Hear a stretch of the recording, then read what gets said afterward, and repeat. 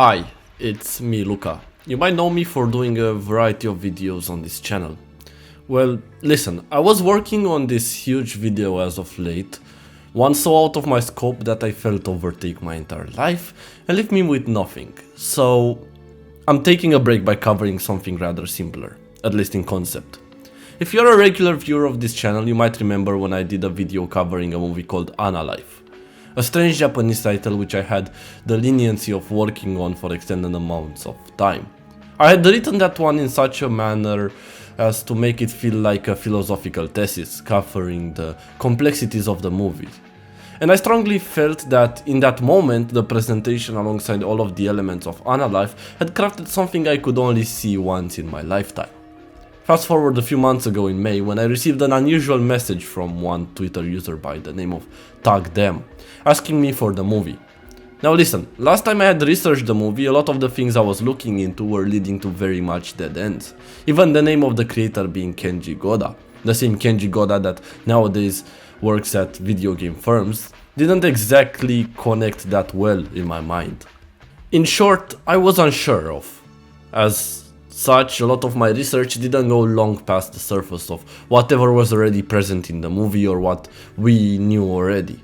Well, conversations with this user would eventually lead me to discover that they had found that this Kenji Goda was actually the same one who was doing odd jobs for game companies nowadays. They wound up writing an email to the man, which eventually led them to find out Analife had a prequel, one made 10 years prior to the movie. And that's exactly how it ended up in my hands. Well, I could have gotten my hands on it earlier, around May to be more exact, but things kept coming up on their end. Immediately upon receiving this, I made sure to try and upload it to the Internet Archive, which only failed like 10 times, giving me error 503s. Hopefully I got it done by the time this video is out. Okay, so what's the name of the Analife prequel and what is it about? Well, let's just get into that. The movie is titled Perspective of Power, an already grand departure from what we know of the other movie and a title that does set up lots of things in this narrative. First of all, it establishes the obvious idea that the main plot will focus on a perspective on the dynamic of power. And second of all, it differentiates itself massively from Analife, whose title was merely a play on words. Knowing what we already know about the concept of Analife and its use of the thematic forest almost feels like this early version of it is merely a reframing of that idea. What I mean by that is the title is kind of reminiscent of a Vantage Point.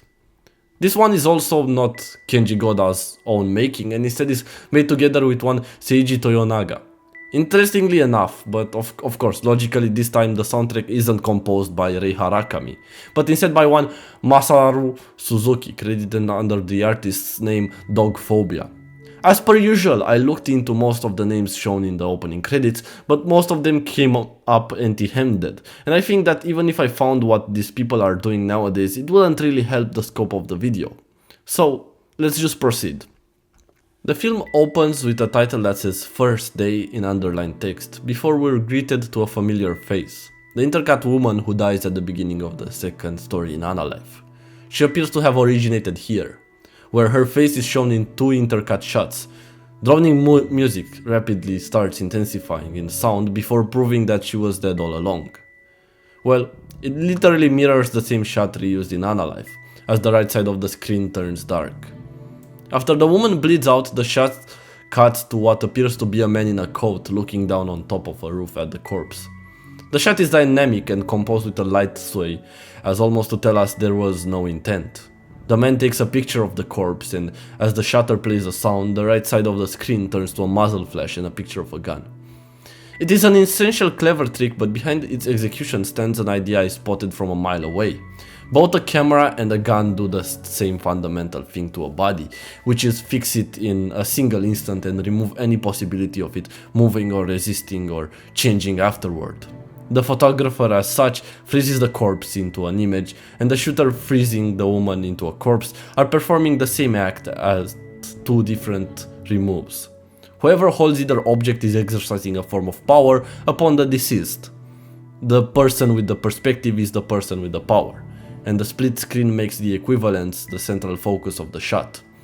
The editing all throughout this piece is quite beautiful and unlike anything I've ever seen before, with both sides of the image serving as two simultaneous perspectives which always complement each other in really intelligent ways.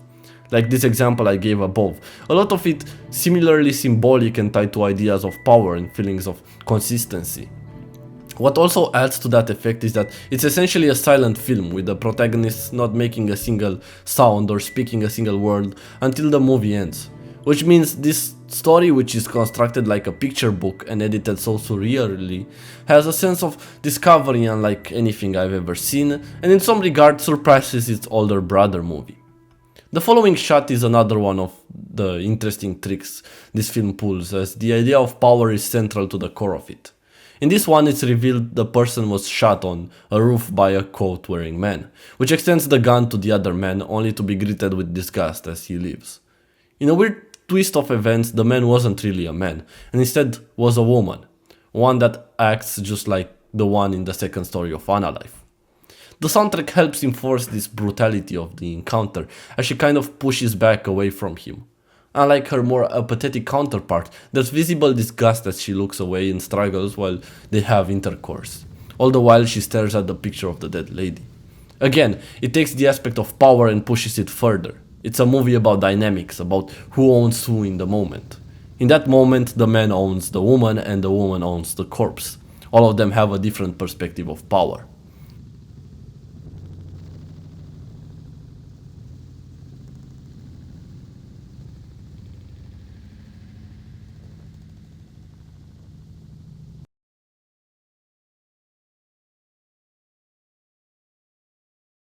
In her home, we get a shot of her editing the image with all types of effects, just like those used in Analife, in another shot-for-shot recreation.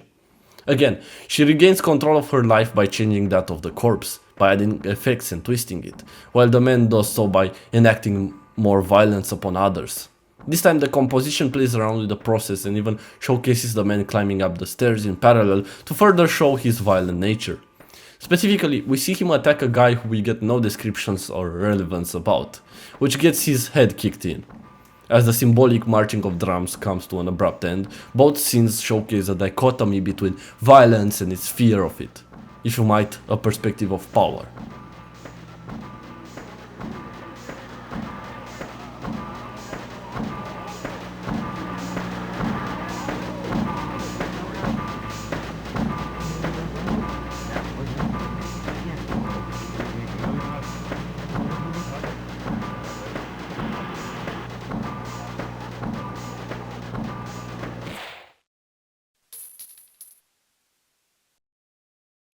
The movie then continues like nothing had happened and shows the woman on the second day, at the pool swimming towards the camera, in another dual shot which is mirrored until she comes out of the pool.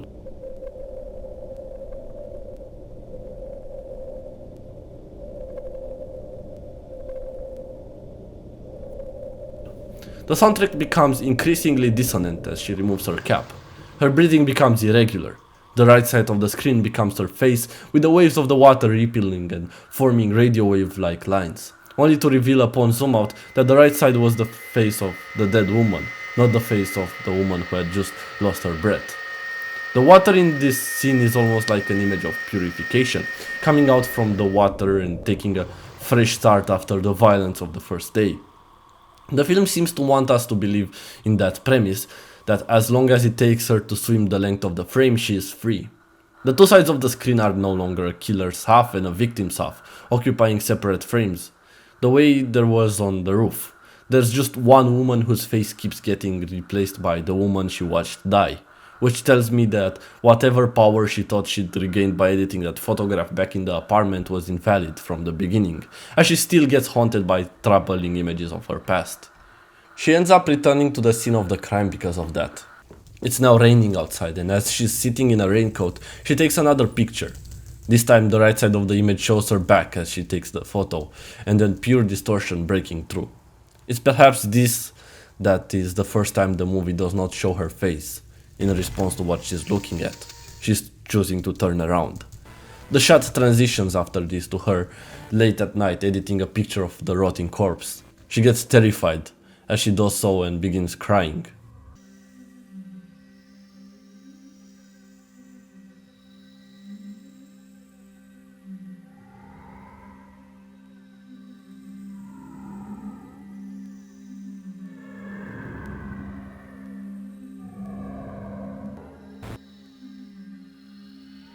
The image becomes one of water, of the ocean, and her breath eventually calms down as she looks at the monitor, and the left side becomes that of water.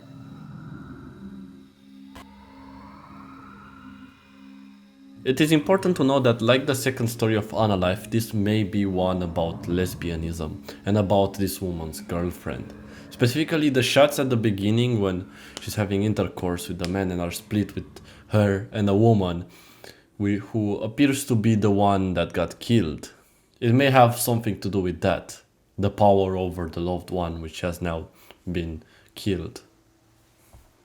We see the title of The Last Day, this time on a white background, which flashes the dead woman twice as two buildings come into view. A shot of the woman as well, sleeping in the same position as the victim, same with the murderer. The flashing white background under The Last Day title breaks the pattern the other two titles had, since the first day and second day both had a grainy look consistent with the pattern of the movie. This, however, appears almost like an overexposed photograph. Also, the fact the photographer and killer were both arranged like the victim was arranged on the roof is the clearest the film has ever been about the argument it's been making through repetition and shot-for-shot recreations, which is that everyone in the triangle eventually occupies the same posture the corpse occupied. Perpetrator and witness alike get folded into the shape of the person they either killed or photographed, as though there's only one position available in this story and everybody takes their turn in it. Eventually she comes into view laughing, and the shots quickly split between a bunch of people and how the man shoots the victim. Afterwards, what proceeds is a surreal edit with harsh, noise-like music, with arguably some of the most creative uses of special effects I've ever seen in a movie.